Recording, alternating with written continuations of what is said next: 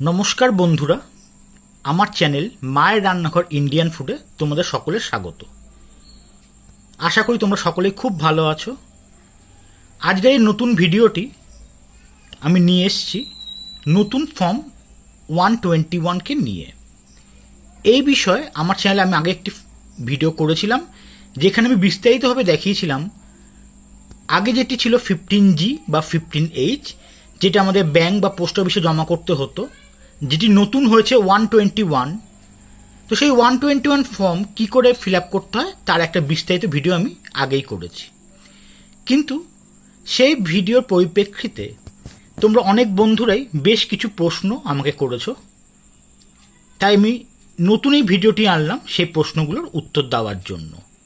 যেমন, কারা এই ফর্ম 121-এর সুবিধা পাবে, ইনকাম লিমিট কত হতে হবে তবে তারা ফিল আপ করতে পারবে, বা 121 ফর্ম কি অফলাইনে জমা দিতে হবে না অনলাইনে জমা দেওয়া যায়, বা এই ফিল আপটা যদি একবার দেখিয়ে দেওয়া যায়, বা যারা ইনকাম ট্যাক্স রিটার্ন ফাইল করে তারা এই ফর্মটি ফিল আপ করতে পারবে কি না, নানা প্রশ্ন, তারই উত্তর দেওয়ার চেষ্টা করব এই ভিডিওতে। তো চলো ভিডিওটি শুরু করি।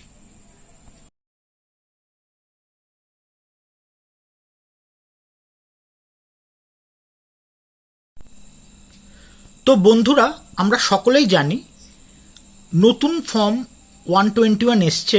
আগের দুটি ফর্ম ছিল 15G, 15H। বয়স অনুসারে সিনিয়র সিটিজেনরা একটা ব্যবহার করতেন আর বাকিরা আরেকটা ব্যবহার করতাম আমরা, 15G, 15H। সেই দুটো এখন আর নেই, দুটির বদলে এখন ফর্ম 121 ব্যবহার করতে হচ্ছে। তো আগে আমরা ফর্ম যেটা 121 নতুন আসলো তার আগে যেটা 15G বা 15H ব্যবহার করতাম কেন, বা বর্তমানের ফর্ম 121 ব্যবহার করছি কেন? কারণ ব্যাংক বা পোস্ট অফিস যেখানে আমাদের এফডি করা আছে সেখান থেকে যে ইন্টারেস্ট পাই, ইন্টারেস্টের উপর একটা নির্দিষ্ট সীমা ক্রস করলেই কিন্তু ব্যাংক বা পোস্ট অফিস একটা টিডিএস কেটে নেয়। তো টিডিএস কেটে নিলে আমাদেরকে 1 বছর প্রায় অপেক্ষা করতে হয়। ইনকাম ট্যাক্স রিটার্নের সময় সেই টিডিএসটা যদিও আমাদের ফেরতযোগ্য হয় তবে আমরা অবশ্যই ফেরত পেয়ে যাই।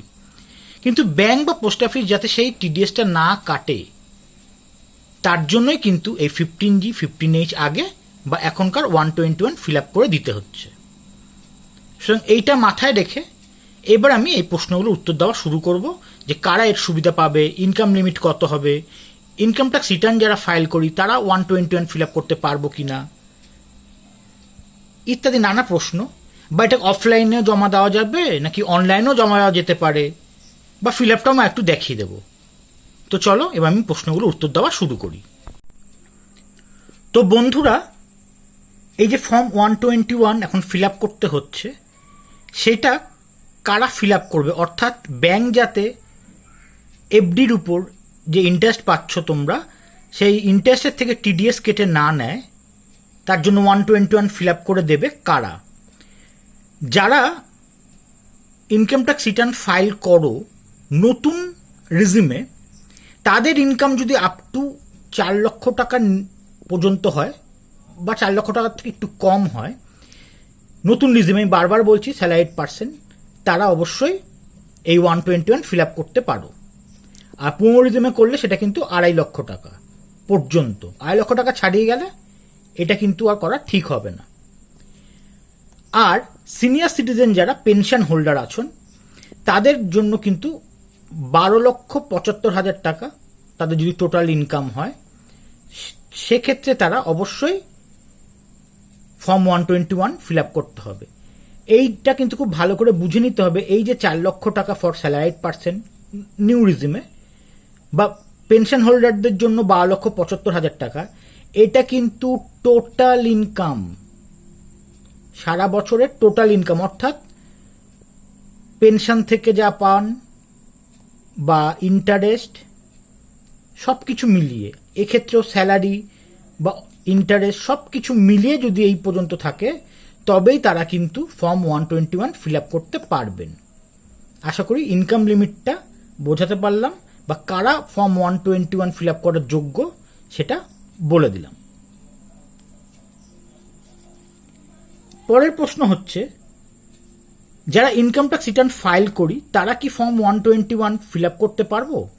এক্ষেত্রে তোমাদের বুঝতে হবে যে আমরা যে ইনকাম ট্যাক্স রিটার্ন ফাইল করি তাতে অনেক লোকই কিন্তু থাকে যারা নাকি নীল রিটার্ন জমা দিই, অর্থাৎ তাদের ট্যাক্স পড়ে না, তাও আমরা ফাইলটা কন্টিনিউ করে যাই, এবং কোথাও যদি তাদের টিডিএস কাটা গিয়ে থাকে সেইটা আমরা রিফান্ড পেয়ে যাই। এইবার কথাটা হচ্ছে, তারা চাইলে 120 ফিল আপ করতেই পারে, ফলে ব্যাংক বা পোস্ট অফিস তাদের টিডিএসটা আর কাটবে না, তারা আর রিফান্ডটা তাহলে পাবে না, তারা এমনি রিটার্ন করবে। কিন্তু যদি ব্যাংক কেটেও থাকে, অর্থাৎ তোমরা 121 ফিল আপ না করো, তোমরা কিন্তু রিটার্ন ফাইল যখন করবে, ইনকাম ট্যাক্স রিটার্ন ফাইল, তখন তোমরা সেটা পেয়েও যাবে।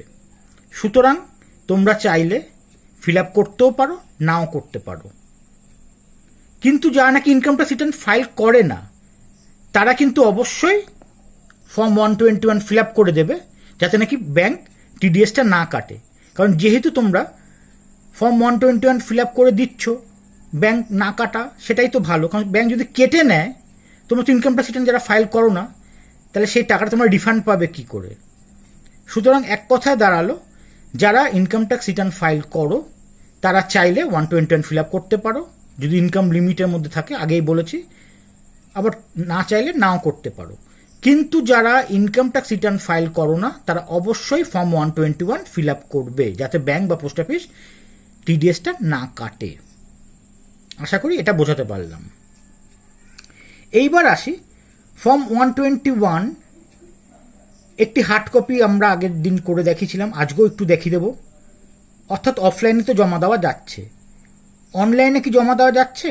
উত্তর হচ্ছে হ্যাঁ, তোমরা এটা অফলাইন অনলাইন দুটিতে জমা করতে পারবে। বিশেষ করে যা গরম পড়েছে, এই কষ্টের মধ্যে ব্যাংকে গিয়ে লাইন দিয়ে ফর্ম তোলা, ফিল আপ করা, আবার জমা দেওয়া বেশ কষ্ট সাপেক্ষ। তার বদলে প্রত্যেক ব্যাংকেরই কিন্তু একটি নির্দিষ্ট অ্যাপ আছে, যেমন এসবিআইয়ের ক্ষেত্রে ইউনো অ্যাপ।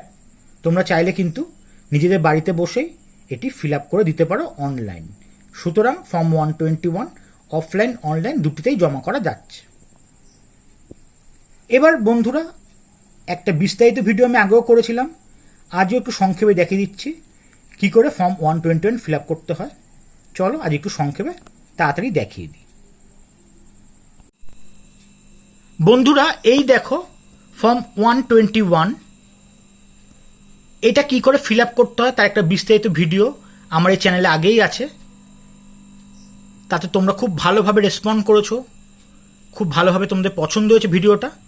আমি সেই ভিডিওর লিঙ্কটা এই ভিডিওর ডেসক্রিপশন বক্সে দিয়ে দেবো, তোমরা চাইলে বিস্তারিতভাবে দেখে নিতে পারবে। তো এখানে আমি সংক্ষেপে সেটা একবার দেখিয়ে দিচ্ছি।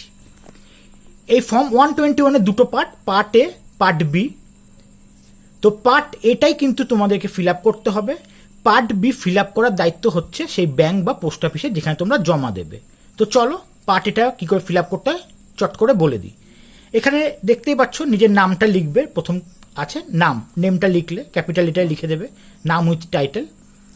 অ্যাড্রেসটা লিখে দেবে, তোমার যেটা রেজিস্টার্ড অ্যাড্রেস লিখে দেবে। এখানে 3 নম্বরে আছে পার্মানেন্ট অ্যাকাউন্ট নাম্বার বা প্যান নাম্বার, লিখে দিলে। স্ট্যাটাস হচ্ছে ইন্ডিভিজুয়াল, লিখলে। রেসিডেন্সিয়াল স্ট্যাটাস তোমরা এখানে লিখবে রেসিডেন্ট।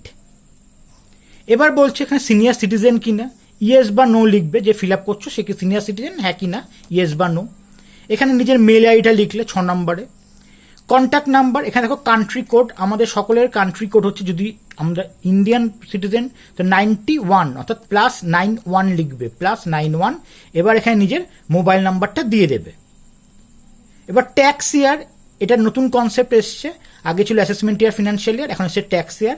এখানে এবছরের জন্য তোমরা লিখবে 2026, ট্যাক্স ইয়ারটা লিখবে 2026। এবার আসো কলম নাম্বার 9 থেকে ডিটেলসটা। নেচার অফ ইনকাম, কী ধরনের ইনকামের জন্য তোমরা লিখছো। যদি এফডির ইন্টারেস্টের জন্য লেখো তাই লিখবে ইন্টারেস্ট ফ্রম এফডি বা ইন্টারেস্ট ফ্রম ডিপোজিট, যে কোনো একটা লিখবে। নেক্সট হচ্ছে, ধরো তোমরা এটা এসবিআইতে জমা দিচ্ছ, সেইভাবে আমি বলছি যে কত টাকার ইন্টারেস্টের জন্য আপনি এটা লিখছেন। বা এই ফর্মটা ফিল আপ করছেন, অর্থাৎ এসবিআই থেকে আপনি বাৎসরিক কত টাকা ইন্টারেস্ট পেতে পারেন সেটা লিখে দিলেন, হয়ে গেল। এবার বলছে এই যে ধরুন এটা আমরা এসবিআইয়ের জন্য ফিল আপ করছি, এছাড়া আর কি অন্য কোনো ব্যাংকে 121 ফিল আপ করেছেন তার ডিটেলসটা দিন। হয়তো আপনি এর আগেও দুটো ব্যাংকে জমা দিয়েছেন, ধরে নিচ্ছি পিএনবি আর ব্যাংক অফ বরোদা। যদি না থাকে তো এনএ লিখে দেবেন। যদি দিয়ে থাকেন জমা, যে কটা ব্যাংকে দিয়েছেন এই এসবিআইটাকে ছাড়া, ব্যাংক অফ বরোদা আর পিএনবি যেমন বলছেন সেখানে 2 লিখলেন। তো 11B বলছে কত টাকা টোটাল ইন্টারেস্টের জন্য আপনি দিয়েছেন, অর্থাৎ পিএনবি আর ব্যাংক অফ বরোদা থেকে আপনার ইন্টারেস্ট ইনকাম কত হতে পারে, টোটালটা এখানে বসিয়ে দেবেন 11Bতে। এইবার 12 নম্বর কলমে বলছে যে এইটা হচ্ছে 10-এর, অর্থাৎ এসবিআই থেকে কত পাচ্ছেন ইন্টারেস্ট ইনকাম, আর 11Bতে কত, দুটো যোগ করে এখানে বসাবেন 12তে। 13 নম্বরে বসাবেন আপনার টোটাল যা ইনকাম হলো, অর্থাৎ 12তে যেটা বসিয়েছেন, প্লাস এছাড়া আপনার যা যা আছে পেনশন থেকে বা অন্যান্য সোর্স থেকে যা যা ইনকাম সেটা টোটাল করে এখানে বসাবেন, অর্থাৎ interest income plus others income যোগ করে 13তে। আর 14 নম্বরটা যারা ইনকাম ট্যাক্স রিটার্ন ফাইল করেন তাদের জন্য, যারা ফাইল করেন না তারা শুধু এনএ লিখে দেবেন বা ক্রস দিয়ে দেবেন, কোনো অসুবিধা নেই। তো যারা ফাইল করেন তারা এখানে লিখবেন ট্যাক্স ইয়ার, অর্থাৎ লাস্ট 2 বছরের লিখবেন, অ্যাকনোলেজমেন্ট নাম্বার 2 লিখবেন এবং কত টাকা ইনকাম দেখানো হয়েছিল টোটাল সেটা লিখতে হবে। এখানে নিজের নাম লিখবেন ডিক্লারেশনে, প্যান নাম্বারটা লিখে দেবেন, আর ট্যাক্স ইয়ার 2026 লিখে দেবেন। এবার চলে আসুন, পরবর্তী একটু অংশ বাকি আছে। জায়গার নাম লিখবেন যেখান থেকে আপনি ফিল আপ করছেন, কলকাতা বা সেরকম, ডেটটা দেবেন, নিজের সিগনেচারটা করবেন উপর দিয়ে, আর নিজের নামটা এখানে ক্যাপিটালে লিখে দেবেন উইথ টাইটেল। তাহলে কিন্তু আপনার ফর্ম ফিল আপ শেষ হয়ে গেল। পার্ট এ কমপ্লিট। পার্ট বিটা আমি আগেই বলেছিলাম ব্যাংক বা পোস্ট অফিস ফিল আপ করবে। তো বন্ধুরা, আশা করি এই ফর্ম 121-এর উপর আমার এই দ্বিতীয় ভিডিওটিও তোমাদের সাহায্য করবে। ভালো লেগেছে, যদি ভালো লেগে থাকে অবশ্যই একটি লাইক এবং প্রচুর প্রচুর সাবস্ক্রিপশনের অনুরোধ করব নতুন বন্ধুদের, আর পুরনো বন্ধুরা অবশ্যই বরাবরের মতন আমার সাথে থাকবে। এবং এই বিষয়ে তোমাদের যাবতীয় প্রশ্ন মতামত আমাকে কমেন্টস বক্সে অবশ্যই জানাবে।